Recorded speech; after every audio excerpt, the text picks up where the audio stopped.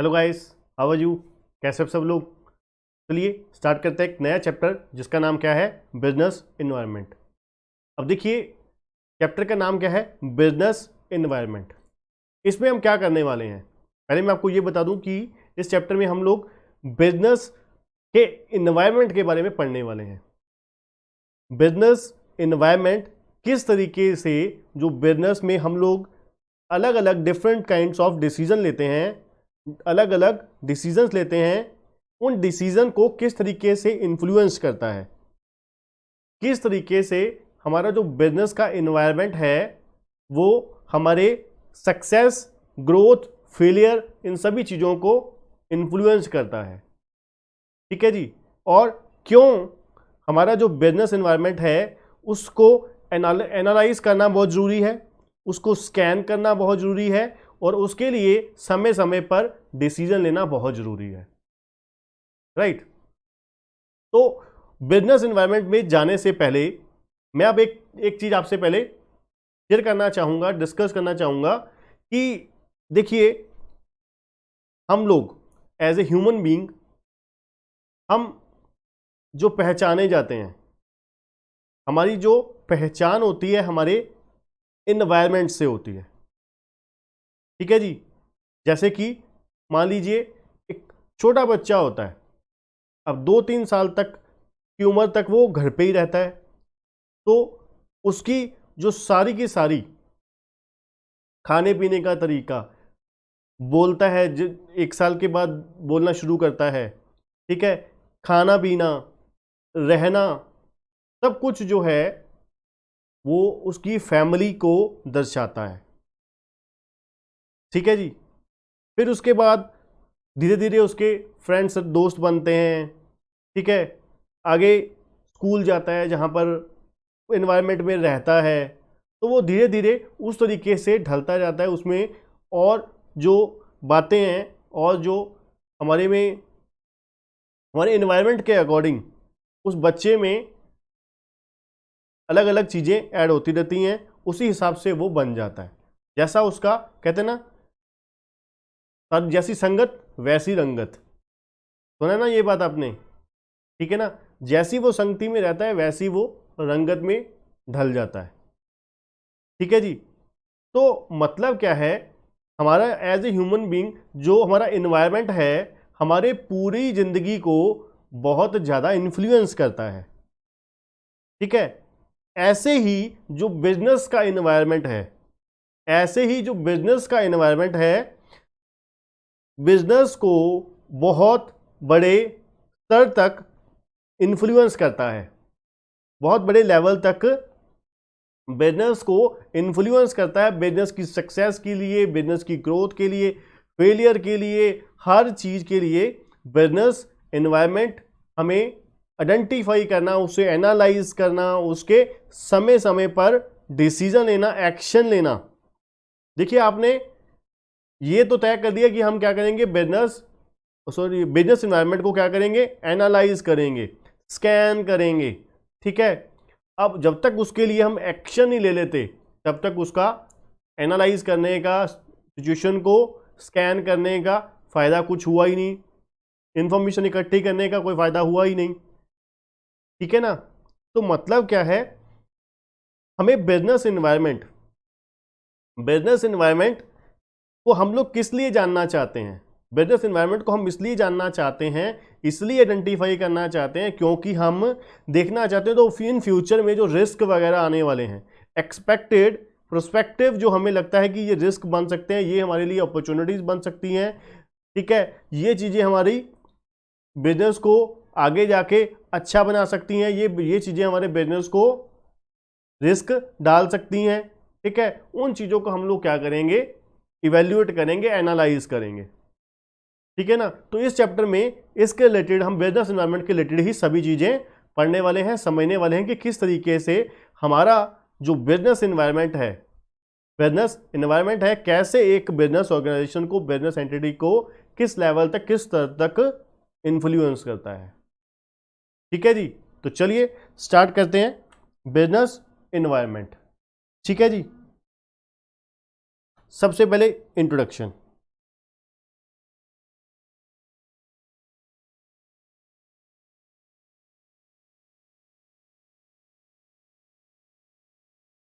कहते हैं business is created to provide product और सर्विसेज टू द कस्टमर। बिल्कुल ठीक है जी, जो बिजनेस एंटिटी बनाई जाती है किस लिए? प्रोडक्ट और सर्विसेज कस्टमर को प्रोवाइड करने के लिए। If it can conduct its operation effectively, its owner earn a reasonable return on their investment in the firm. बिल्कुल जी, अगर एक बिजनेस इफेक्टिवली काम करे, बिजनेस इफेक्टिवली चले, तो वो अच्छी रिटर्न दे सकता है, अच्छी कमाई दे सकता है बिजनेस के ऑनर्स को, मालिकों को। बिल्कुल ठीक है जी, बहुत सिंपल बात बताई हुई है। In addition it create jobs for the employ. बिल्कुल जी, अब एक बिजनेस एंटिटी चलेगी तो उसमें बहुत सारे लोगों को रोजगार भी तो मिलेगा ना। बिल्कुल ठीक है सर। Thus businesses can be beneficial to a society in various ways. ठीक है जी, जो बिजनेस है वो बहुत तरीके से सोसाइटी को अलग अलग फायदे देता है। बिल्कुल जी, लोगों को रोजगार देता है, ठीक है जी, सोसाइटी को गुड्स और सर्विसेज देता है, ठीक है जी, सही दाम पे, ठीक है, और सरकार को टैक्स देता है, ठीक है जी, और जो इंस्टीट्यूशंस हैं, मान लीजिए बैंकिंग इंस्टीट्यूशंस हैं, उनसे फंडिंग लेकर क्या करता है, उनको इंटरेस्ट वगैरह, उनके लिए भी सोर्स ऑफ अर्निंग क्रिएट करता है। तो मतलब बहुत सारे लोगों के लिए एक बेनिफिशियल एक वे है एक बिजनेस एंटिटी। ठीक है जी, अलग अलग तरीके से फायदे पहुंचाता है सोसाइटी को एक business entity, business organisation. A business or firm is enterprise that provide product or service desired by a customer. बिल्कुल जी, हम लोग कस्टमर की डिजायर के अकॉर्डिंग प्रोडक्ट प्रोवाइड करते हैं ना। ठीक है जी, along with the large well known businesses such as Coca Cola company and IBM, there are many thousand small businesses that provide employment opportunities। ठीक है जी, ये लोग बड़ी बड़ी जो MNC है, बड़ी बड़ी कंपनीज है, ये क्या करती हैं? एम्प्लॉयमेंट प्रोवाइड करती हैं, एम्प्लॉयमेंट अपॉर्चुनिटी प्रोवाइड करती हैं लोगों को, और प्रोड्यूस करती हैं प्रोडक्ट और सर्विसेज जो क्या करती हैं? कस्टमर को सेटिस्फाइड करती हैं। अभी तक ये हमारे दोनों पैराग्राफ में अपने बहुत सिंपल चीज बड़ी, बहुत ही जनरल बात बड़ी कि एक बिजनेस एंटिटी क्या करती है? रोजगार देती है लोगों को, ठीक है जी, कस्टमर को जो उनका डिजायर्ड प्रोडक्ट और सर्विसेज होती है वो प्रोवाइड करती है, जिससे वो सेटिस्फाइड होते हैं। ठीक है जी, और सोसाइटी के लिए और बहुत सारे बेनिफिशियल काम करती है। ठीक है जी, द वर्ड कीप चेंजिंग। बिल्कुल ठीक है जी, जो हमारी दुनिया है वो कॉन्टिन्यूसली लगातार चेंज होती रहती है। It always has and always will, ये हमेशा चेंज होती रही है और चेंज होती भी रहेगी। ठीक है जी, the basic challenge for any company is survival. ठीक है जी, और for the matter and for the living thing. सबसे बड़ा जो बेसिक चैलेंज क्या होता है किसी भी कंपनी के लिए, वो क्या होता है? सर्वाइवल का, सबसे बड़ा सर्वाइवल का ही इशू होता है। ठीक है जी, and to survive over the long term a company must have the two capabilities. कहते अगर एक कंपनी लंबे समय तक मार्केट में बने रहना चाहती है, मार्केट में, इंडस्ट्री में बने रहना चाहती है लंबे समय तक, तो उसे ये दो चीज़ों को पूरा करना होगा। ठीक है जी, उसमें दो ये कैपेबिलिटीज़, ये योग्यताएं, क्षमताएं होनी चाहिए। कौन कौन सी हैं? एबिलिटी टू प्रॉस्पर करने की एबिलिटी होनी चाहिए उसमें। नंबर 2, एबिलिटी टू चेंज, सबसे बड़ी बात एबिलिटी टू चेंज। अब देखिए सबसे बड़ी प्रॉब्लम कहाँ पर आती है, किन किन लोगों में आती है? जो लोग चेंज नहीं एक्सेप्ट करना चाहते, जो रेस्ट करते हैं चेंज के लिए। ठीक है ना, हम बहुत सारे लोगों की यही आदत होती है, हैबिट होती है कि हम लोग कहते नहीं यार मैं नहीं कर सकता, ये मैं नहीं करता, ये मैं खाता नहीं, ये मैं करता नहीं, ठीक है ना, ये मुझे पसंद नहीं है। मतलब क्या है? हम लोग अपनी कंडीशंस के ऊपर ही काम करते हैं, हमें क्या है, ठीक है, हम चेंज नहीं होना चाहते। ठीक है ना, अब पब्लिक सेक्टर का इतना बुरा हालात धीरे धीरे करते करते क्यों हो गया? उन्होंने चेंज को एक्सेप्ट ही नहीं किया। वो लोग क्या है, पुराने तरीके से जो फिजिकल वे में काम चलता है वैसे ही करना चाहते हैं, वो समय के अनुसार चेंज नहीं होना चाहते, बदलना नहीं चाहते, जिसकी वजह से क्या हुआ है, बुरा हाल पब्लिक सेक्टर एंटरप्राइजेस का क्या हुआ है, पूरे तरीके से वो लॉसेज में है। कोई भी सेक्टर उठा के देख लीजिए। ठीक है जी, तो कहते दो कैपेबिलिटीज होनी चाहिए, एबिलिटी टू प्रॉस्पर और चेंज करने की एबिलिटी होनी चाहिए। What is the most surprising is the amount of change going on around us and we notice at the same time how some organization change very little. अब कहते हैं जो Charles Darwin in the Darwinism में क्या बोलते हैं, Charles Darwin इन Darwinism में वो क्या कहते हैं, it is not the strongest of the spicy that survive, nor the most intelligent, but the most responsive to change. Struggle for existence, survival for the fittest, and origin of new spices. ठीक है जी. कहते over any time period, say 10 years in any geographic region, thousand upon thousands of new organizations are set up, and within the same time frame many thousand are dissolved, mostly small ones, but sometimes very large one too. An analysis says approximately 5 lakh new firms are born. 5 lakh new firms are born every year across the globe, or 1,30,000 per day. ठीक है जी. And similar number of firms are closed as births, and death rate are about equal. ठीक है जी. जितनी firm नई open होती हैं almost उतनी ही बंद होती हैं. ठीक है जी. से 1,30,000 probably terminate trading each day world wide. ठीक है जी. ये मतलब आपको बताया, कोई इंपॉर्टेंट चीज़ नहीं बताई यहाँ पर. हम क्या है सिर्फ एक डेटा सा ही रीड कर रहे हैं. ठीक है, इसलिए मैंने ज़्यादा आपको डीप में जाने की कोशिश नहीं की. ठीक है जी.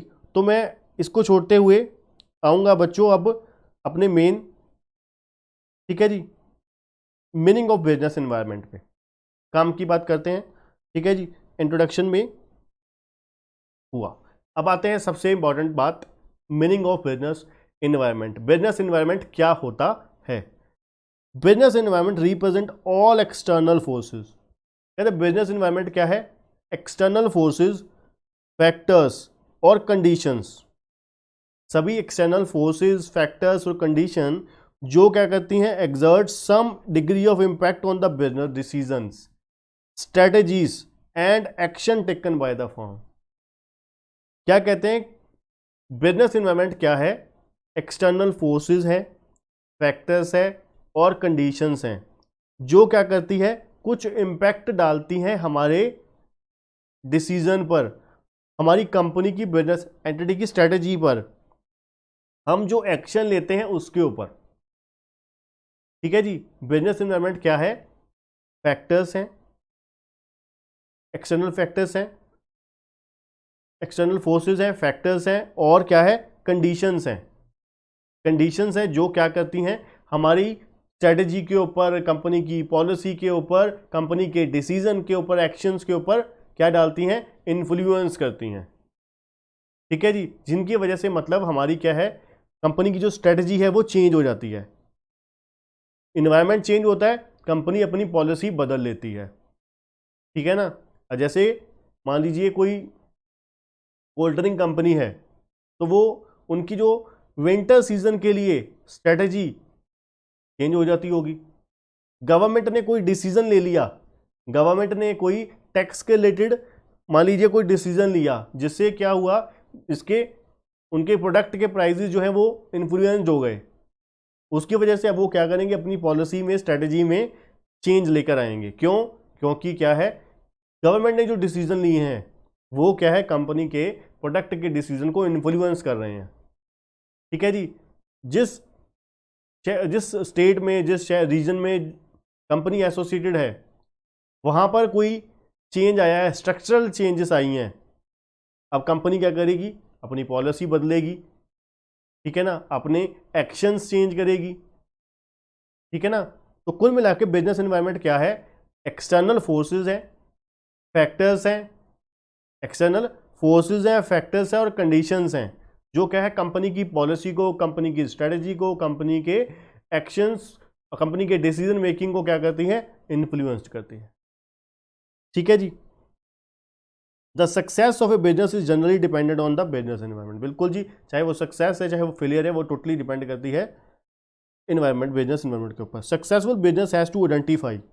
सबसे इंपॉर्टेंट बात है, ध्यान से इसको अंडरलाइन कीजिएगा। कहते एक सक्सेसफुल जो बिजनेस है उसे क्या करना होता है, आइडेंटिफाई करना होता है, अप्रेज करना होता है और रिस्पॉन्ड करना होता है to the various opportunities and threats in its environment.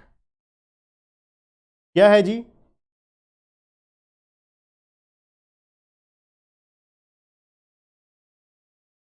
एक सक्सेसफुल बिजनेस को नंबर 1 क्या करना होता है, आइडेंटिफाई करना होता है।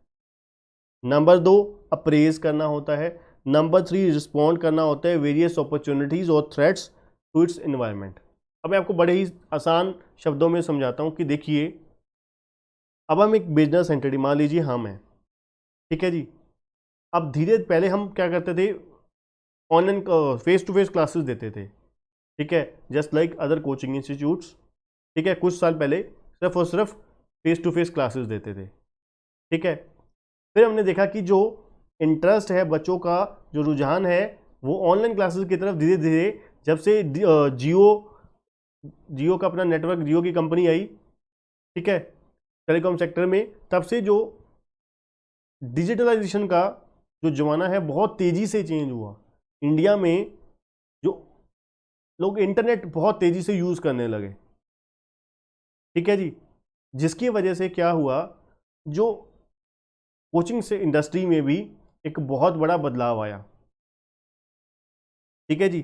तो हमने सबसे पहले क्या किया, आइडेंटिफाई किया कि क्या वाकई जियो के आने से कुछ हमारी कोचिंग इंडस्ट्री में भी प्रभाव पाएगा, कोई फर्क आएगा। दूसरा, फिर अप्रेज किया कि हाँ किस लेवल तक आएगा, उसको माना, एक्सेप्ट किया कि हाँ ये एक्चुअल में वाकई इस लेवल तक आ सकता है। तो उसको हमने क्या किया, रिस्पॉन्ड किया कि हमने क्या किया, धीरे धीरे साथ साथ ऑनलाइन क्लासेस भी स्टार्ट कर दी, ठीक है जी। जैसे कि आपको पता है, हम लोग पिछले 3 सालों से ऑनलाइन क्लासेस, 3 से 4 सालों से ऑनलाइन क्लासेस भी फेस टू फेस के साथ आपको फुल प्रोवाइड करते हैं, ठीक है जी, ऑल ओवर इंडिया, ठीक है जी। और क्या किया, एनवायरनमेंट, अब जो हमारे एनवायरनमेंट के अपॉर्चुनिटीज और थ्रेट्स थे उसको हमने क्या किया,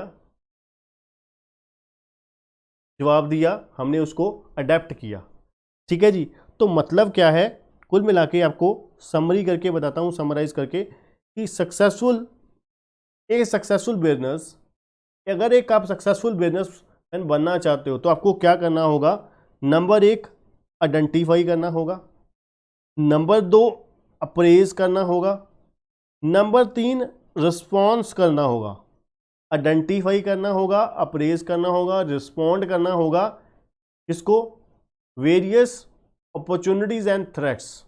जो बिजनेस की अपॉर्चुनिटीज आएंगी तो अपॉर्चुनिटीज फटाफट ग्रैब कीजिए, थ्रेट्स आएंगे उसको क्या है, रिस्क को मिनिमम करके अपने लॉसेस को मिनिमम करने की कोशिश करिए, ठीक है ना। रिस्पॉन्ड करिए और लॉस को मिनिमम करने की कोशिश करिए, ठीक है जी।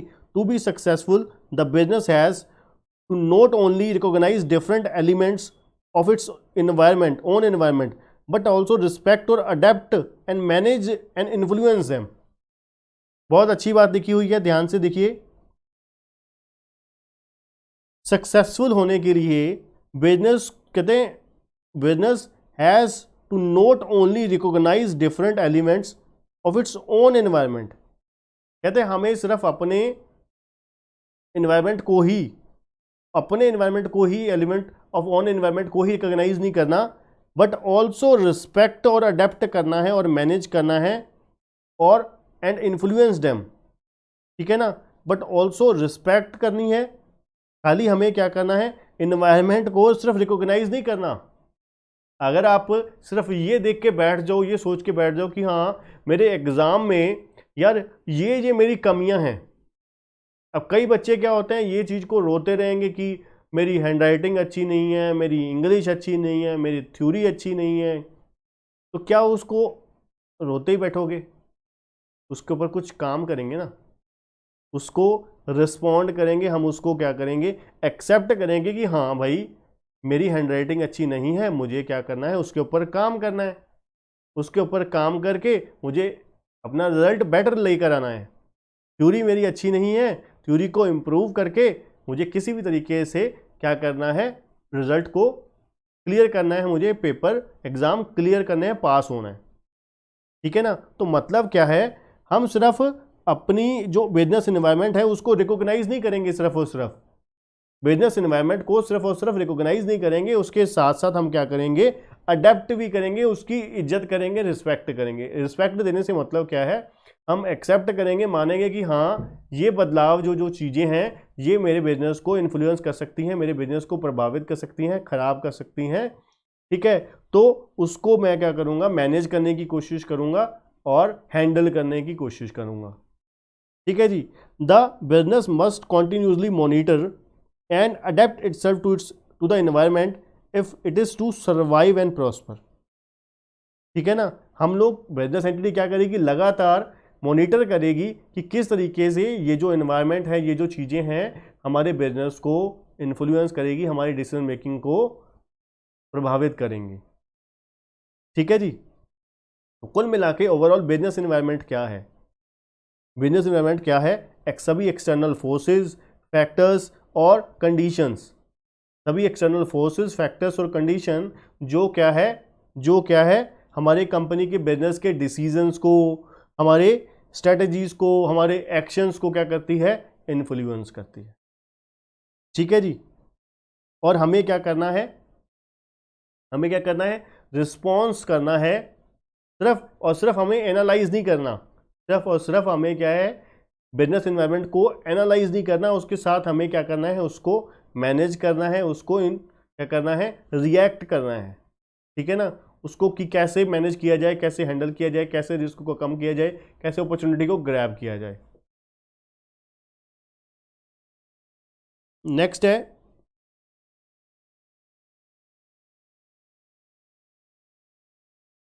According to Glueck and Jauch, the environment includes factors outside the firm which can lead to the opportunities for or threats to the firm। कहते जो environment है उसमें क्या क्या है, फैक्टर्स जो आउटसाइड द फर्म है, which can lead to the opportunities for और threats to the firm, जो क्या है फर्म के लिए अपॉर्चुनिटीज क्रिएट कर सकते हैं या फिर थ्रेट्स क्रिएट कर सकते हैं। ठीक है जी। Although there are many factors, the most important of the factors are social, economic, technological, suppliers, competitor and governments.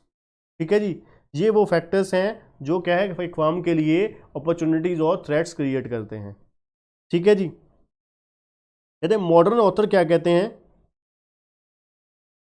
Modern authors includes both internal and external forces that influence the business policies and actions and integral elements of the business environment।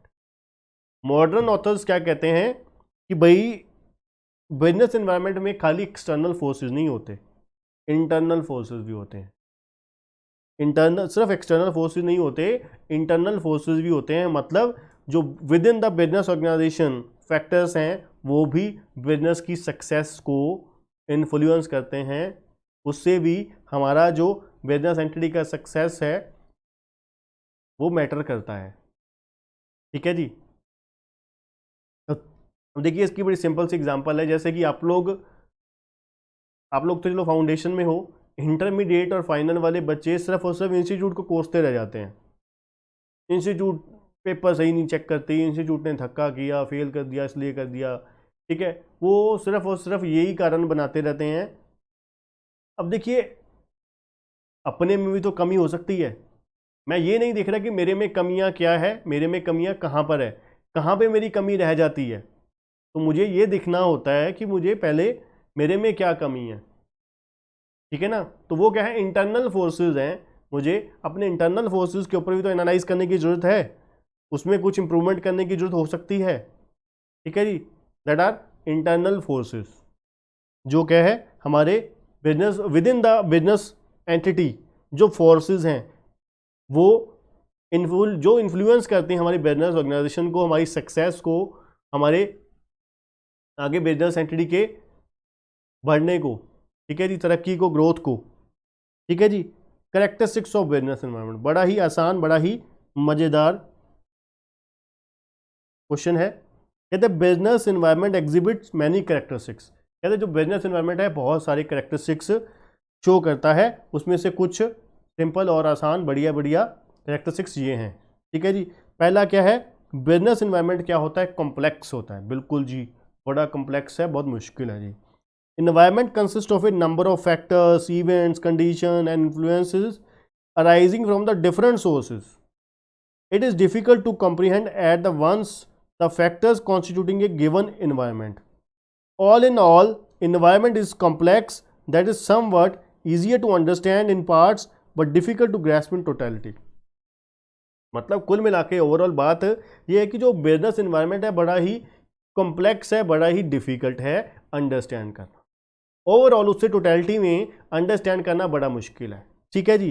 कहते हैं जो environment है उसमें number of factors, events, conditions जुड़ी होती हैं, बहुत सारे फैक्टर्स जुड़े होते हैं, बहुत सारे इवेंट्स होते हैं, बहुत सारी कंडीशंस होती हैं, जिसकी वजह से क्या है, जो हमारा बिजनेस एनवायरनमेंट है, जो बिजनेस एंटिटी है, वो इन्फ्लुएंस करती है अलग अलग सोर्सेज से, ठीक है जी। इसलिए कहते हैं बहुत डिफ़िकल्ट है एक एक फैक्टर को, एक जो क्या है अंडरस्टैंड करना कि वो किस तरीके से बिजनेस एनवायरनमेंट को क्या है, बिजनेस एंटिटी को क्या है प्रभावित करता है, ठीक है जी। जैसे कि कहते हैं mobile phone making music system, ठीक है, mobile phones making music system, computer books obsolete. अब कंप्यूटर के आने की वजह से बुक्स ऑब्सोलीट हो गई काफ़ी हद तक, ठीक है जी। अब वो कितने लेवल तक हुई ये आइडेंटिफाई करना मुश्किल हो जाता है, ठीक है ना। किस हद तक मोबाइल फ़ोन आने से म्यूज़िक सिस्टम कम हो गए या ऑब्सोलीट हो गए, ठीक है जी। कंप्यूटर आने से किताबें जो बुक्स हैं किस हद तक कम हो गई, कहते हैं ये आइडेंटिफाई करना थोड़ा सा मुश्किल है, कॉम्प्लेक्स है। नंबर 2 डायनामिक क्या होता है, चेंज होता है, जो लगातार चेंज होता रहता है, ठीक है जी। कहते हैं जो इन्वायरमेंट है is constantly changing in nature, बिल्कुल ठीक है जी। इन्वायरमेंट लगातार चेंज होता रहता है। Due to the many and varied influences operating there in dynamism in the environment causing to the continuously change its shapes and character, ठीक है ना। लगातार कहते हैं बिजनेस इन्वायरमेंट में चेंजेस आती रहती हैं, ठीक है। बहुत सारे जो फैक्टर्स हैं ऑपरेटिंग वो क्या है चेंज होते रहते हैं, जो क्या है बिजनेस को प्रभावित करते हैं अलग अलग वे में। कहते हैं the film industry generates revenue from the ringtones और caller tunes rather than sale of music CD. पहले क्या होता था, म्यूजिक सीडी बिकती थी, अब क्या है कॉलर ट्यून से पैसे कमाए जाते हैं। फिल्मों के जो गाने हैं उनकी कॉलर ट्यून जो लगवाते हैं, और कॉलर ट्यून के पैसे क्या करती हैं, जो टेलीकॉम कंपनियां हैं वो लेती हैं कस्टमर से, ठीक है। और कस्टमर और कंपनी, जो टेलीकॉम कंपनी है उनको लीज देती है, लीज पे उनको चार्जेस पे करती है, ठीक है जी। उनकी जो राइट होता है, कॉपीराइट होता है, ठीक है ना, उसके पेमेंट करती है। तो मतलब क्या है कि देखिए कैसे चीज़ें चेंज होती हैं लगातार, ठीक है ना। मल्टीफिकेटेड कहते हैं what shape and character and environment assume depend upon the perception of the observer. कहते क्या शेप है, क्या करेक्टर है एनवायरनमेंट का, कहते हैं assume depend upon the perception of the observer. ये ऑब्जर्वर की परसेप्शन पर डिपेंड करता है। Particular change in the environment or a new development may be viewed differently by different observer. This is frequently seen when the same development is welcomed as an opportunity by one company while another company perceived it as a threat. ठीक है ना। जो environment है वो क्या है मल्टीफिकेटेड है, हो सकता है वो एक बिजनेस एंटिटी के लिए एक चेंज जो आया है, बदलाव जो आया है एक बिजनेस एंटिटी के लिए क्या हो जाए, वो अपॉर्चुनिटी वो उनको जो ग्रैस्प कर ले। मान लीजिए कोई चेंज आया, ठीक है ना। अब हम कहते हैं कि जैसे मान लीजिए आपके सीपीटी से सीए फाउंडेशन के सिलेबस में चेंज आया, ठीक है। बहुत सारे बच्चों ने क्या किया, उनको बहुत बुरा लगा, उनको लगा कि यार ये तो बहुत हमारी वाली सिलेबस बहुत मुश्किल हो गया, डिफ़िकल्ट हो गया काम, ठीक है, ये तो बहुत गलत हो गया। ठीक है, जो कम पढ़ने वाले थे, जो मतलब उनका इरादा सिर्फ सिर्फ शुरू करने का था, सीपीटी क्योंकि बहुत आसान होती थी, बहुत ही मज़े से बच्चा पास कर जाता था। ठीक है, बहुत ही आसानी से बच्चा सीपीटी में पास हो जाता था। बहुत ही, आपको पता है, थोड़ा सिलेबस है, जितना हमारा सीए फाउंडेशन में बीसीके का सिलेबस है, ठीक है, 40 नंबर का सिलेबस है ना, उससे भी बहुत कम सिलेबस होता था लॉ का 40 नंबर का। अकाउंट्स जितना हमारा है उसका 1/2 भी नहीं होता था। ठीक है, तो मतलब क्या था, बड़ा ही आसान, बड़े ही थोड़े समय में, एक दो महीने में ही बड़े ही मज़े से तैयारी हो जाती थी सीपीटी की, और बच्चा पास हो जाता था। ठीक है, अब जो बच्चे पढ़ने वाले थे, जो एक्चुअल में वो सीरियस ही थे, जिनको था कि खाली फाउंडेशन थोड़ी ना हमें सीपीटी थोड़ी ना करनी है, या फाउंडेशन थोड़ी ना करनी है, वो फाइनल तक पहुंचना है हमें। अब इसमें जो फालतू बच्चे करने वाले थे, जो मतलब इंटरमीडिएट में, मतलब सीपीटी की वजह से इंटरमीडिएट में पहुंच जाते थे, बस वो कुछ गर्लफ्रेंड्स की वजह से, कुछ पेरेंट्स का धक्का करने पर, ठीक है, शुरू कर लेते थे सीए, पर एक्चुअल में वो फाइनल तक पहुंच नहीं पाते थे। अगर गलती से फाइनल में भी पहुंच जाते थे, 5-6 अटैम्प्टों में पास फूस होके, ठीक है, तो वो फाइनल में छोड़ जाते थे। अब जिसकी वजह से क्या हुआ, फाउंडेशन में बच्चा कम हो गया, काफ़ी कम हो गया। ठीक है, फाउंडेशन में बच्चा काफ़ी कम हो गया, और जिससे क्या हुआ, जो सही बच्चे हैं वही हमारी फील्ड में आ रहे हैं। ठीक है ना, जो एक्चुअल में सीरियस बच्चा है, सिर्फ और सिर्फ वही आ रहा है। ठीक है, जिस वजह से रिजल्ट भी बिल्कुल सही आ रहा है, बहुत जेन्युइन आ रहा है, पेपर भी डिफिकल्ट हो गया।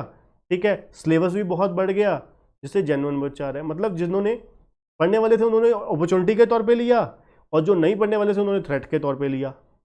ठीक है ना, मतलब अलग अलग पहलू हैं उसी चीज़ के, वही चेंज की। फार रीचिंग इम्पैक्ट कहते हैं, जैसे कि कहते हैं अपना, सॉरी, मल्टीप्लिकेटेड में कहते हैं पहले एलसीडी और प्लाज्मा टीवी हुआ करते थे, उसकी जगह वो बंद होकर क्या आ गए, एलईडी आ गई उसकी जगह पे। फिर एलईडी की जगह पे अब क्या आ गया, 3D टीवी आ गए।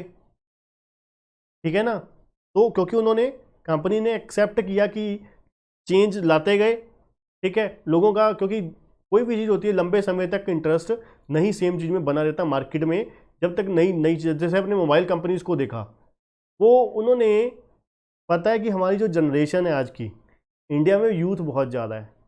ठीक है, और वो यूथ जो है ना, वो चेंज, नई चीज़ बहुत अच्छे से पसंद करता है। तो वो क्या है, हर 3 महीने बाद, हर 2 महीने बाद नया मॉडल लॉन्च कर देते हैं। MI Note 5, Note 6, Note 7, 9, 10 निकाली जा रहे हैं, निकाली जा रहे हैं, क्योंकि पता है लोगों का, 3 महीने बाद, 6 महीने बाद, लड़कों का खास करके बॉयज़ का टेस्ट चेंज हो जाता है जी। ठीक है जी, उनको लगता है कि ये नए फीचर, दो दो फीचर, सैमसंग का तो ये होता था, एक फीचर नया लेकर आए, एक्स्ट्रा डाला, मॉडल नया निकाल दिया, 2 फीचर एक्स्ट्रा निकाले, नया मॉडल निकाल दिया जी। ठीक है, तो लोग खरीदते रहते थे उसको, पुराना बेच दिया, नया खरीद लिया। ठीक है जी, तो होता है far reaching impact. Far reaching impact क्या है, कहते the environment has far reaching impact on the organisations, the growth and profitability of an organisation depends critically on the environment in which its exist. बिल्कुल ठीक है जी, कहते हैं जो इन्वायरमेंट है उसका फार रीचिंग इम्पैक्ट होता है ऑर्गेनाइजेशन के ऊपर। कहते हैं और ग्रोथ और मैं आपको ऑलरेडी बता चुका हूँ कि जो बिजनेस एंटिटी है उसकी ग्रोथ और प्रॉफिटेबिलिटी दोनों किसके ऊपर डिपेंड करती है, कि क्रिटिकली, कि जो इन्वायरमेंट है, organisation depends critically on the environment in which they exist. ठीक है ना, किस तरीके से वो एग्जिस्ट करते हैं, अपने जिस इन्वायरमेंट में एग्जिस्ट करते हैं, वो उस इन्वायरमेंट को किस तरीके से एक्सेप्ट करते हैं। Any environmental changes has an impact on the organisation in the different ways. ठीक है ना, बहुत अलग अलग तरीके से जो हमारा बिजनेस इन्वायरमेंट है, बिजनेस एंटिटी को इन्फ्लुएंस करता है।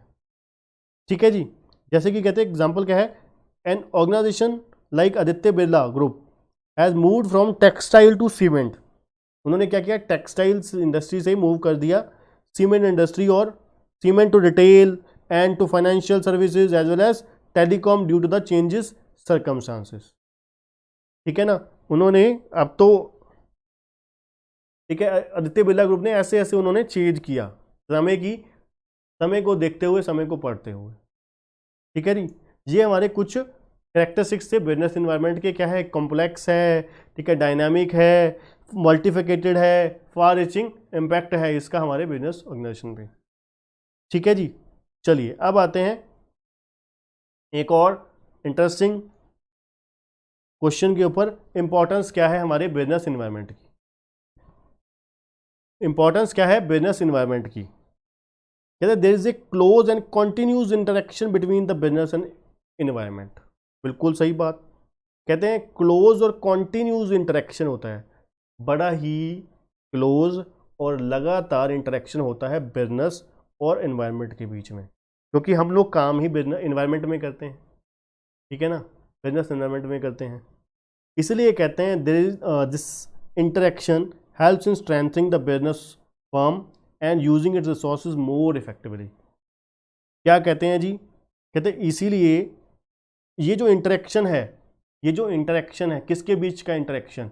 बिजनेस एंटिटी और बिजनेस एनवायरनमेंट का जो इंटरेक्शन है आपस का, ये क्या मदद करता है? बिजनेस एंटिटी की पोजीशन को स्ट्रॉन्ग करने के लिए और using its resources more effectively, कि उसके रिसोर्सेज को और इफेक्टिवली यूटिलाइज किया जा सके। ठीक है ना, कि अगर एक बिजनेस एंटिटी अच्छे तरीके से अडेप्ट करती है बिजनेस एनवायरनमेंट को, ठीक है, उसके चेंजेस को, तो वो क्या है, अपने रिसोर्सेज को बड़े ही अच्छे तरीके से इफेक्टिवली ऑप्टिमली यूटिलाइज कर सकती है। ठीक है ना, it helps in the business in the following veg. कहते हैं बिजनेस एनवायरनमेंट जो है इस तरीके से इन तरीके से एक बिजनेस एंटिटी की मदद करेगा उसको आगे बढ़ने में। ठीक है जी, एक बिजनेस एंटिटी की बिजनेस एनवायरनमेंट जो है मदद करेगा इस तरीके से। वो कौन कौन से तरीके हैं? पहला, डिटरमाइनिंग अपॉर्चुनिटीज एंड थ्रेट्स। ठीक है, एक बिजनेस एंटिटी क्या करेगी? डिटरमाइन करेगी कि जो बिजनेस एनवायरनमेंट से क्या थ्रेट्स हमें हो सकते हैं और क्या हम उससे क्या अपॉर्चुनिटीज निकल सकती हैं। ठीक है ना, अब देखिए जैसे मैंने बताया कि जब जियो आया तो एक बार कुछ समय के लिए जो धीरे धीरे जब ट्रेंड चेंज हुआ, कोचिंग इंडस्ट्री में ट्रेंड चेंज हुआ, तो लोगों ने यूट्यूब पे आना शुरू किया, फिर धीरे धीरे ऑनलाइन क्लासेस आनी शुरू हो गई, पेन ड्राइव क्लासेस आनी शुरू हो गई। ठीक है, तो एक फेस टू फेस क्लासेस का जो ट्रेंड था वो बहुत धीरे धीरे बहुत लेवल पर, बड़े लेवल पर कम हो गया। ठीक है जी, जैसे कि मैं आपको बहुत बड़ी एग्जांपल देता हूँ, दिल्ली में लक्ष्मी नगर आपको पता है हब है अपनी सीए की क्लासेस का, फेस टू फेस क्लासेस का, वो एक बड़े लेवल पर रिडक्शन आ गई, बहुत बड़े लेवल पर रिडक्शन आ गई, बहुत, जहाँ पर एक एक बैच में 250-250, 400-400, 500-500 बच्चा होता था। ठीक है, और वेटिंग लगती थी, और पहले आपको एक साल पहले आके बुकिंग करवानी पड़ती थी, एक बैच, कम से कम एक बैच पहले आके बुकिंग करवानी पड़ती थी। वो उनका जो कहते थे कि हम कभी भी पेन ड्राइव क्लासेस में नहीं आएंगे, जो टीचर बोलते थे, वो खुद 6 महीने बाद, 1 साल बाद पेन ड्राइव क्लासेस में आ गए, जो बुरा कहते होते थे पेन ड्राइव क्लासेस को। अब देखिए बड़ी सिंपल सी बात है, अब जो आसपास के लोग हैं उनके लिए तो चलो माना कि बेनिफिट्स था, अब जो बेचारे दूर से जो छोटे शहरों से आते हैं, ठीक है, उनके लिए बड़े शहर में आके रहना, ठीक है, अपने आप को एडजस्ट करना, खर्चे बियर करना उनकी फैमिली द्वारा, ठीक है, और कोचिंग इंस्टीट्यूट की फ़ीस तो हाई होती थी, उसके अलावा जो रहने का खर्चा, आने जाने का खर्चा, जो टाइम लगता था, एनर्जी वेस्ट होती थी, ठीक है, आने जाने में, वो सभी चीज़ों का बिल्कुल एक ही झटके में सॉल्यूशन मिल गया बच्चों को। घर बैठे बैठे बड़े ही कंफर्टेबल माँ बाप के पास, मम्मी पापा के पास, उनकी आंखों के सामने ही बैठे बैठे आप लोगों को पढ़ने का बिल्कुल अच्छे तरीके से आपकी मनपसंद फैकल्टी के क्लासेस आपको घर बैठे बैठे मिल गई। ठीक है जी, आपको बाहर कहीं धक्के खाने की जरूरत नहीं पड़ी। ठीक है, आपका आने जाने का ट्रांसपोर्टेशन का कॉस्ट बच गया।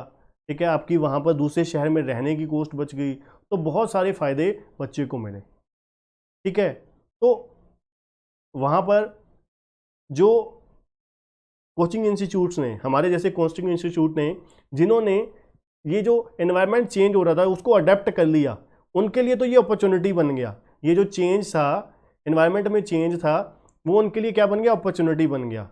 और जो कहते थे कि नहीं नहीं नहीं नहीं हम नहीं, ठीक है, ये तो बेकार है जी, पेंडेमिक क्लासेस बेकार हैं, ख़राब हैं, ये है वो है, ठीक है, तो उनके लिए ये क्या बन गया, थ्रेट्स बन गया, क्योंकि वो क्या है, चेंज को एक्सेप्ट ही नहीं करना चाहते थे वो। ठीक है जी। तो पहला क्या है, determining the opportunities and threats. The interaction between the business and its environment would bring out the opportunities for and threats to the business. दूसरा क्या है, गिविंग डायरेक्शन फॉर ग्रोथ। कहते जो इंटरेक्शन विद द एनवायरनमेंट है, enable the business to identify the areas for growth and expansion of their activities. ये क्या है, आपको डायरेक्शन देता है, बिजनेस एनवायरनमेंट जो है वो आपको डायरेक्शन देता है कि आपको किस एक्टिविटी के लिए, किस एरिया के लिए आपको ग्रोथ करनी है और एक्सपेंशन कौन सी एक्टिविटी में करनी है। ठीक है ना, आपने ऑनलाइन एरिया में ग्रोथ करनी है, ठीक है, आपको कौन सी क्लासेस में, कौन से बिजनेस में, कौन से, ठीक है, एक्टिविटी के लिए आपको क्या करना है, एक्सपेंशन करना है, ग्रोथ कहाँ पे करना है। ये क्या है, बिजनेस एनवायरनमेंट क्या है, एक आपको डायरेक्शन देता है कि आप इस तरफ बढ़िए। ठीक है ना, कि फ्यूचर में ये चीज़ें चेंज होने वाली हैं। ठीक है, कि आपको एक्सपेक्टेड हिंट्स मिलते हैं। कॉन्टिन्यूज लर्निंग, बिल्कुल जी, कहते हैं manager are motivated to continuously update their knowledge, understanding and skills to meet the productive changes in the realm of business. ठीक है जी, कहते हैं मैनेजर्स को लगातार मोटिवेटेड होना होता है, अपडेट होना होता है उनकी नॉलेज से, अंडरस्टैंडिंग से और स्किल से। ठीक है ना, लगातार उन्हें लर्निंग करने रहना पड़ता है।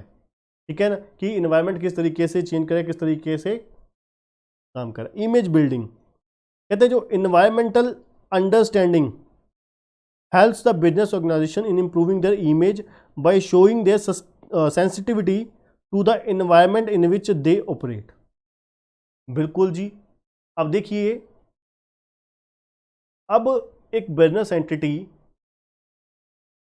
मार्केट में चेंजेस है, इन्वायरमेंट में लोगों के जो काम करने का तरीका था, लोगों की जो रहने सहने का तरीका था, लोगों का वर्किंग स्टाइल था, वो चेंज, उसमें चेंज आया। उसमें चेंज की वजह से लोगों ने क्या, बिजनेस एंटिटी ने क्या किया, उस चेंज को समझा और उसको अडेप्ट कर लिया, इंस्टेंटली, इमीडिएटली अडेप्ट कर लिया। ठीक है, कहते ये चीज़ क्या दर्शाती है, ये चीज़ क्या दर्शाती है, ये चीज़ दर्शाती है कि हम लोग अपने कस्टमर के, अपने बिजनेस के टुवर्ड्स सीरियस हैं। ठीक है ना, कि हम लोग क्या है, सेंसिटिव हैं, हमारी ये सेंसिटिविटी शो करती है कि भाई हम लोग कितने के सीरियस हैं अपने कस्टमर के टुवर्ड्स, अपने बिजनेस के टुवर्ड्स, अपने कितने का हम कमिटेड हैं। ठीक है ना, आप लोगों के टुवर्ड्स कितने के कमिटेड हैं। ठीक है, to the environment in which they operate. For example, in a view of the shortage of power, many companies have set up captive power plants in their factories to meet their own requirement of power. ठीक है ना, उन्होंने क्या किया, अपने power plant लगा लिए, क्यों, किसके लिए, बिजली की पूरी पूर्ति करने के लिए। ठीक है जी, तो वो चीज़ दर्शाती है कि किस कंपनी किस तरीके से, किस लेवल पर सीरियस है अपने कस्टमर के लिए। ठीक है ना, मीटिंग कंपटीशन, सबसे बड़ी बात, कहते हैं जो जब हम बिजनेस एनवायरनमेंट को अंडरस्टैंड करते हैं, एनालाइज करते हैं, रीड करते हैं, वो क्या है, हमें कंपिटिटिव एडवांटेज प्रोवाइड करता है। ठीक है ना, हमारी जो कंपिटिटिव पावर है, अपने कंपिटिटर के अगेंस्ट हमारी एक पोजीशन है, वो स्ट्रॉन्ग कर देता है। It helps the firm to analyse the competitor strategies and formulate their own strategies accordingly. ठीक है ना, कहते हैं जो बिजनेस एनवायरनमेंट है, ये मदद करता है फर्म को एनालाइज करने के लिए कि कंपिटिटर की क्या स्ट्रेटजी है, क्योंकि हम एनवायरनमेंट को, मार्केट को स्कैन करते हैं ना, मार्केट में हमारे कंपटीटर भी आता है, तो उसकी स्ट्रेटजीज को हम स्कैन करेंगे और अपनी भी फॉर्मुलेट करेंगे देयर ओन स्ट्रेटजीज अकॉर्डिंगली, उसके हिसाब से। अब हमारा कंपटीटर क्या स्ट्रेटजी फॉलो कर रहा है, क्या तरीका अपना रहा है उसको हम क्या करेंगे, उसको देखते हुए अपनी स्ट्रेटजी चेंज करेंगे, उसके हिसाब से स्ट्रेटजी बनाएंगे अपनी, ठीक है ना। तो ये हमारे इंपॉर्टेंस थे बिजनेस एनवायरनमेंट की, ठीक है जी। आगे आते हैं बच्चों, relationship between organisation and its environment. कहते क्या रिलेशन है ऑर्गेनाइजेशन के बीच में और उसके एनवायरनमेंट के बीच में। In relation to the individual corporate enterprise, in relation to individual corporate enterprise, the external environment offer a range of opportunities, limitations, threats, pressures, and thereby influences the structure and functioning of the enterprise. अब इसको अच्छे से explain करता हूँ आपको। कहते हैं अगर हम इंडिविजुअल कॉर्पोरेट एंटरप्राइज की बात करें, एक्सटर्नल जो इन्वायरमेंट है ऑफर करता है रेंज ऑफ अपॉर्चुनिटीज़। जो हमारा बाहर का इन्वायरमेंट होता है एक large number of opportunities provide करता है, लिमिटेशंस प्रोवाइड करता है, ठीक है जी, ऑफर करता है, थ्रेट्स ऑफर करता है, प्रेशर बनाता है और इन्फ्लुएंस करता है हमारी कंपनी के स्ट्रक्चर और कंपनी की फंक्शनिंग को। बिल्कुल ठीक है जी, हम पहले भी बढ़ चुके हैं कि जो एक्सटर्नल एनवायरनमेंट है ये हमारे बिजनेस के लिए थ्रेट्स भी क्रिएट करता है, अपॉर्चुनिटीज़ भी क्रिएट करता है, प्रेशर भी डालता है, ठीक है, और हमारी कंपनी के काम करने के तरीके को भी चेंज कर सकता है, ठीक है जी। The relationship between the organisation and its environment may be discuss in term of the interaction between the several major areas outline below, ठीक है जी। कहते जो रिलेशनशिप है ऑर्गेनाइजेशन और एनवायरनमेंट के बीच में, कहते डिस्कस किया जा सकता है उनका इंटरेक्शन में B discussed in term of interaction between several major areas, कि किस तरीके से वो इंटरेक्शन करता है। तो चलिए अब बात करते हैं पहला, exchange of information. Exchange of information क्या है? अब हम क्या करते हैं, सोसाइटी से इंफॉर्मेशन एक्सचेंज करते हैं। वो कैसे? The organisation scan the external environment variables, their behaviour and changes, generate important information and uses it for the planning, decision making and control purposes। बड़ा ही अच्छा लिखा हुआ है। कहते हैं ऑर्गेनाइजेशन क्या करती है, स्कैन करती है एक्सटर्नल एनवायरनमेंट के वेरिएबल, ठीक है जी। एक्सटर्नल एनवायरनमेंट के जो वेरिएबल्स हैं उसको क्या करती है, स्कैन करती है, जांच करती है उसकी, उसका बिहेवियर और चेंजेस देखती है कि किस तरीके से एक्सटर्नल एनवायरनमेंट बिहेवियर कर रहा है, ठीक है, और किस तरीके से वो रिएक्ट कर रहा है, मतलब चेंज हो रहा है। जनरेट इंपॉर्टेंट इंफॉर्मेशन, उससे क्या है, हम डिराइव करते हैं इंपॉर्टेंट इंफॉर्मेशन और उसे यूज़ करते हैं कंपनी की प्लानिंग करने के लिए, पॉलिसी बनाने के लिए, स्ट्रेटेजी बनाने के लिए और डिसीजन मेकिंग के लिए और कंट्रोल पर्पसेस के लिए, ठीक है जी। सिंपल है बिल्कुल। Much of the organisational structure and functioning is attuned to the external environment information. Information generation is one way to get over the problems of uncertainty and complexity of the external environment. कहते हैं external environment, sorry, information generation हम क्यों करते हैं?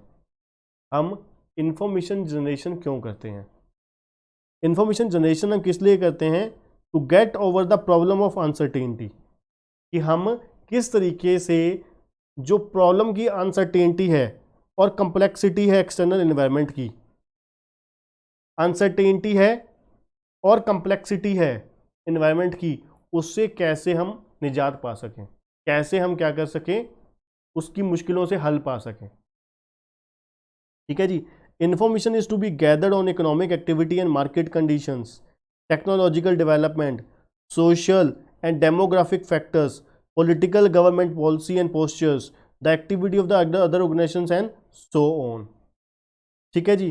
Both current and projective information is important for the organisation, ठीक है जी। Apart from gathering information, organisation itself transmit information to the several external agency, either voluntarily, inadvertently or legally. Other organisation and individual may be interested in the organisation and its functioning and hence approach the organisation for the information. अब मैं आपको आराम से प्यार से exchange of information के बारे में बताता हूँ कि किस तरीके से रिलेशन है बिजनेस एंटिटी का और उसके एनवायरनमेंट का। सबसे पहले एक्सचेंज हम क्या पढ़ रहे हैं बच्चों? Exchange of information. कहते हैं हम क्या करते हैं, एनवायरनमेंट को स्कैन करते हैं। एनवायरनमेंट को सबसे पहले हमने क्या पढ़ा, स्कैन करते हैं हम लोग, फिर देखते हैं कि इसका बिहेवियर क्या है, किस तरीके से वो चेंज होता है एनवायरनमेंट, यही पढ़ा ना, एनवायरनमेंट किस तरीके से चेंज होता है, ठीक है, और किस तरीके से एक बिजनेस एंटिटी उस इंफॉर्मेशन को, जो इन्फॉर्मेशन हमने अपना एनवायरनमेंट की स्कैनिंग करके हमें डिराइव करी है, एक्सट्रैक्ट करी है, हमने निकाली है, इकट्ठा की है, बिजनेस एनवायरनमेंट को हमने क्या किया, स्कैन किया, ठीक है, बिजनेस एनवायरनमेंट को हमने स्कैन किया, फिर हमने क्या किया, देखा कि किस तरीके से बिजनेस एनवायरनमेंट रिएक्ट करता है, चेंज होता है, ठीक है, फिर हमने क्या किया, उसको प्लानिंग के लिए, कंपनी की पॉलिसी बनाने के लिए, डिसीजन मेकिंग के लिए, कंट्रोल पर्पसेस के लिए उसे इस्तेमाल किया, ठीक है जी। और कहते हैं जो इंफॉर्मेशन है, इंफॉर्मेशन हमने जनरेट करी इस तरीके से कि किस तरीके से प्रॉब्लम की अनसर्टेनिटी को और कंप्लेक्सिटी को क्या किया जाए, गेट ओवर किया जाए, ठीक है ना, कंप्लेक्सिटी को और प्रॉब्लम्स को दूर किया जाए, ठीक है जी। कहते हैं information is to be gathered on economic activity and market condition. हमें जो इंफॉर्मेशन इकट्ठी करनी है किसके ऊपर करनी है, मार्केट के ऊपर, ठीक है जी, मार्केट कंडीशन के ऊपर, इकोनॉमिक एक्टिविटी के ऊपर, टेक्नोलॉजिकल डेवलपमेंट किस तरीके से हो रही है, सोशल और डेमोग्राफिक फैक्टर्स के ऊपर, पॉलिटिकल मतलब एक्सटर्नल फैक्टर के ऊपर कुल मिला के, ठीक है ना, और करंट हमारा प्रोजेक्ट उसके रिलेटेड और फ्यूचर प्रोजेक्टेड इंफॉर्मेशन जो है उसके रिलेटेड हम इकट्ठा करेंगे, ठीक है ना। रियलिटी बाइट पे आते हैं हम, कहते हैं any data having commercial importance is information. अब कुल मिला के अगर हम बात करें एक्सचेंज ऑफ इंफॉर्मेशन का, रियलिटी बाइट की अगर बात करें कि कहते हैं कोई भी डेटा जिसकी कमर्शियल इंपॉर्टेंस है वो इंफॉर्मेशन है, ठीक है ना, जिसकी कमर्शियल इंपॉर्टेंस है that is called information. For example changes in the environment government law for the new vehicles engine norm is data for a biscuit manufacturer but an information for the automobile manufacturer, ठीक है ना। अब change किसके लिए आया है, government law में change आया है नए व्हीकल के रिगार्डिंग। अब नए व्हीकल के रिगार्डिंग लॉ कानून चेंज हुआ है तो फिर बिस्कुट कंपनी को क्या लेना देना, उसके लिए तो सिर्फ एक जस्ट डेटा है, उसके लिए तो कुछ इंपॉर्टेंस नहीं रखता, पर एक इंपॉर्टेंट इंफॉर्मेशन है ऑटोमोबाइल कंपनी के लिए, ठीक है ना। तो पहला क्या था, एक्सचेंज ऑफ इंफॉर्मेशन। दूसरा एक्सचेंज ऑफ रिसोर्सेस। कहते हैं ऑर्गेनाइजेशन क्या करती है, रिसीव करती है इनपुट्स। अब इनपुट्स में क्या क्या आते हैं, एक बिजनेस एंटिटी क्या करती है, इनपुट्स रिसीव करती है। अब इनपुट्स में कौन कौन सी चीज़ें आती हैं, बहुत सारी, मटेरियल है, फाइनेंस है, लेबर है, इक्विपमेंट्स, मशीनरी वगैरह है, ठीक है, from the external environment through the contractual और अदर अरेंजमेंट में। सिंपल है जी, ठीक है। हम लोग क्या करते हैं, बहुत सारे इनपुट्स रिसोर्सेज लेते हैं सोसाइटी से, एक्सटर्नल फैक्टर्स, एक्सटर्नल रिसोर्सेज लेते हैं, ठीक है जी। The resources are often categorise at 5 M's, ठीक है जी। अब जो एक्सटर्नल रिसोर्सेज होते हैं उसको हमने 5 M में बांटा है। M पहला, M for man, M for material, M for machine, M for money और M फॉर मेथड, ठीक है जी। It sustain itself by employing the above inputs for evolving or producing the output of the product and service, ठीक है जी। ये हम सारे inputs किस लिए इस्तेमाल करते हैं, प्रोडक्ट की आउटपुट निकालने के लिए।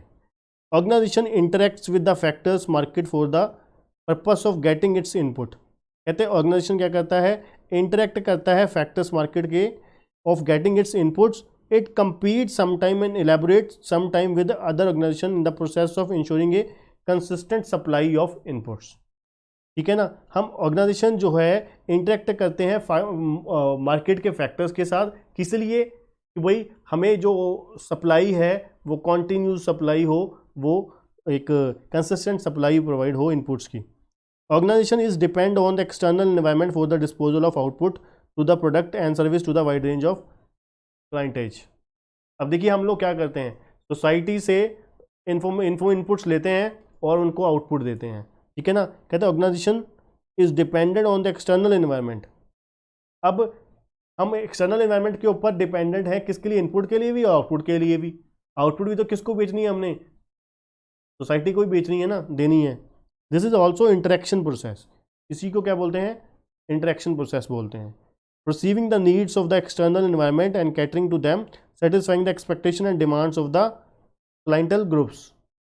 ठीक है जी, जैसे कि कहते हैं customer, employees, share holder, suppliers, local community, general public and so on, ठीक है ना। तो कहते हैं एक्सचेंज ऑफ रिसोर्सेज में क्या है, हम लोग क्या करते हैं, इनपुट्स लेते हैं सोसाइटी से और आउटपुट भी सोसाइटी को ही देते हैं, ठीक है जी।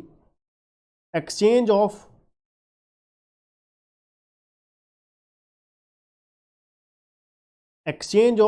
Influence and power, exchange of influence and power. कहते हैं another area of organisational environmental interaction is the exchange of power and influence. External environment hold considerable power over the organisation both by the virtue of its more inclusive as also by the virtue of command over resources, information and other inputs। ठीक है जी, कहते हैं external environment क्या करता है, considerable power hold करता है किसी भी ऑर्गेनाइजेशन में, by virtue of its more inclusive as by virtue of its command over resources, information and inputs, other inputs.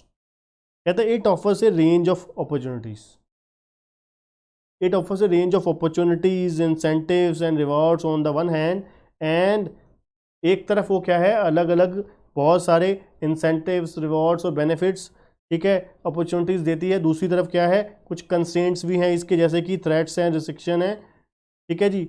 और in both ways the organisation is conditioned and constrained, ठीक है जी। कहते हैं external environment is also in a position to impose its will over the organization and can force to fall in line.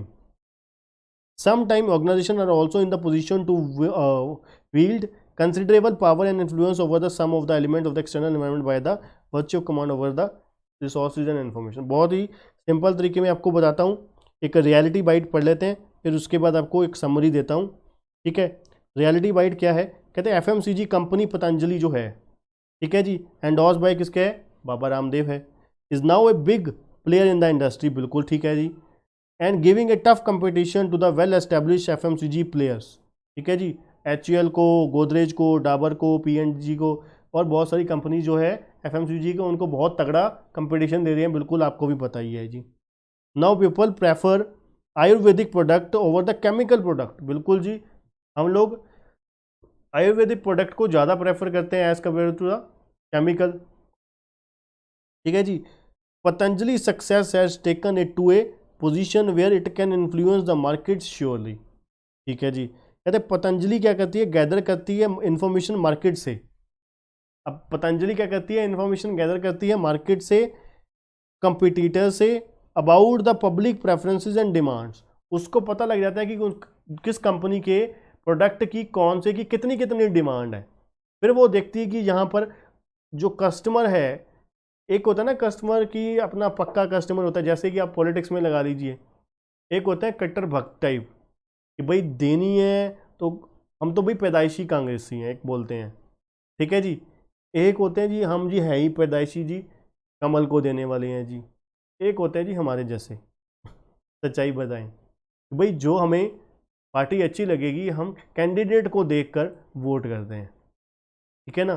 तो ऐसे ही पतंजलि जो है वो देखती है कि भाई कुछ कस्टमर ऐसे होते हैं कि जो क्या है, कंपनी चीज़ उनको एक वही चीज़ पसंद आ गई तो वो क्या है, दूसरे प्रोडक्ट की तरफ देखते भी नहीं, कि उनको अच्छा लगे चाहे बुरा लगे, वो सारी ज़िंदगी उसके ऊपर ही रहते हैं, ठीक है ना। तो वो देखती है कि मार्केट में प्रोडक्ट के बारे में कि भाई दूसरी कंपनी को देखते हुए कि पब्लिक की प्रेफरेंसेस क्या है, ठीक है, उस प्रोडक्ट की कितने की डिमांड है, and then uses its to fulfil them through the modification in the existing product और लॉन्चेस न्यू प्रोडक्ट। तो वो पतंजलि क्या करती है अपने, अब वो देखती है कि भाई मार्केट की डिमांड देखते हुए, कस्टमर की रिक्वायरमेंट को देखते हुए अपने एग्जिस्टिंग प्रोडक्ट में या फिर वो मॉडिफिकेशन करती है, या तो फिर क्या है नए प्रोडक्ट लॉन्च कर देती है कस्टमर की रिक्वायरमेंट्स को, नीड्स को फुलफिल करने के लिए। ठीक है ना, तो ये उनका एक तरीका होता है एक बिजनेस को, एनवायरनमेंट को देखते हुए, बिजनेस एनवायरनमेंट को, एटमॉस्फेयर को देखते हुए वो क्या करते हैं, अपनी बिजनेस को, अपने काम करने के तरीके को क्या करते हैं, वो एनवायरनमेंट को देखते हुए वो क्या करते हैं, अपने आप को चेंज कर लेते हैं। ठीक है, जिससे क्या है वो एक सक्सेस की तरफ, क्योंकि उन्होंने कस्टमर ओरिएंटेड अप्रोच फॉलो करी। ठीक है जी, तो कुल मिला के हमारे 3 रिलेशनशिप थे बिजनेस और एनवायरनमेंट में। पहला एक्सचेंज ऑफ इंफॉर्मेशन, दूसरा एक्सचेंज ऑफ रिसोर्सेज, तीसरा exchange of influence, and power. ठीक है जी, तो कुल मिला के बच्चों ये हमारा अभी तक थोड़ा सा एक इम्पॉर्टेंट पार्ट हुआ है। ठीक है जी, बिजनेस एनवायरनमेंट का। अगले पार्ट से हम शुरू करेंगे